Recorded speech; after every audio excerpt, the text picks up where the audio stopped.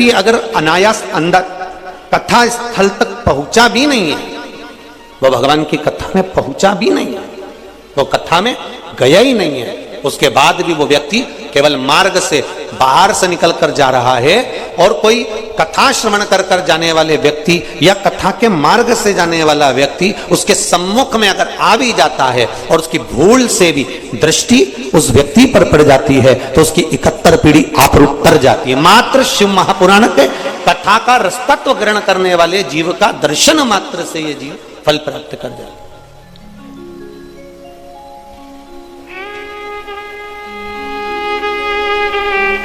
अब इतने सारे आप लोग पधारे हो ढेर, अब इतने सारे आप लोग आए हैं कथा सुनकर, जिस ऑटो में बैठकर जाओगे, गाड़ी में बैठकर जाओगे, कोई अगर कथा में नहीं भी आया ना तो वो गाड़ी में बैठे हो ना, तो उस गाड़ी में भी अगर तुम्हारे कपड़े का स्पर्श भी हो गया, तुम्हारे से छूकर कोई हवा उस तक पहुंच भी गई, तो अब जरा विचार करो, इतने आए हो, और जो बड़ोदरा के नी भी आए ना, ये निश्चित है शिव महापुराण की कथा उन तक का कल्याण करने वाली है, क्योंकि कहीं ना कहीं किसी ना किसी रूप में ये पवन, ये हवा, और आप जिस मार्ग से, जिस कॉलोनी से, जिस सोसाइटी से, जिस रास्ते से आए हो वहां तक तो जाओगे, अपने घर तक तो पहुंचोगे,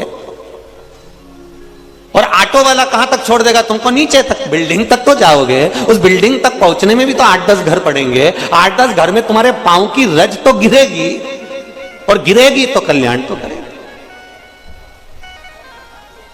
अभी कथा हुई थी इंदौर में, तो हमने कहा था वो कोरोना की जो बीमारी होती है ना, उसकी जो कोरोना का जो इन्फेक्शन है, जो बीमारी है, काय से फैलती है? छुआछूत से। तुमने कोई का कपड़ा छू लिया, बीमारी लग गई, बोलो सही है कि गलत है? अरे जम के तो बोलो, सही है।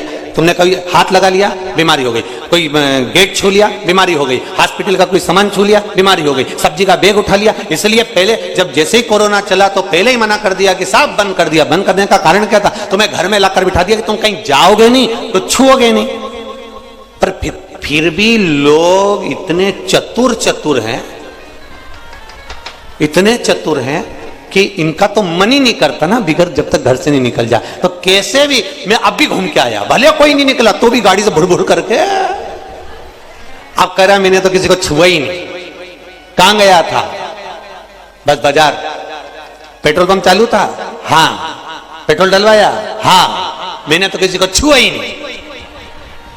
पेट्रोल डलवाया, डालने वाले ने ढक्कन बंद करा, गाड़ी टच हुई, तूने अंदर बैठा पैसे का लेन देन करा, बोले छुआया कि नहीं छुआया?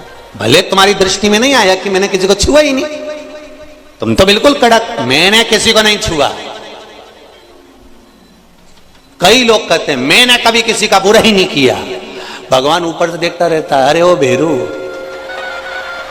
भगवान भी कहता है मुझे सब मालूम है, तू ये मत सोच कि तूने किसी का बुरा नहीं करा, मेरे को सब मालूम है।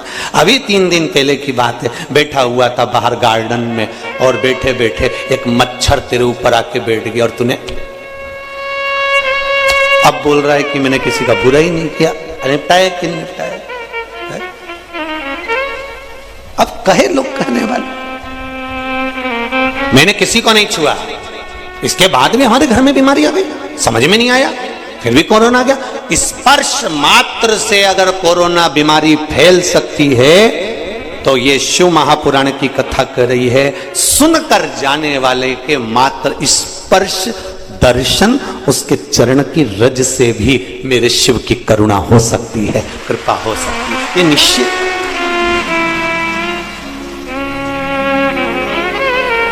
बिल्कुल निश्चित।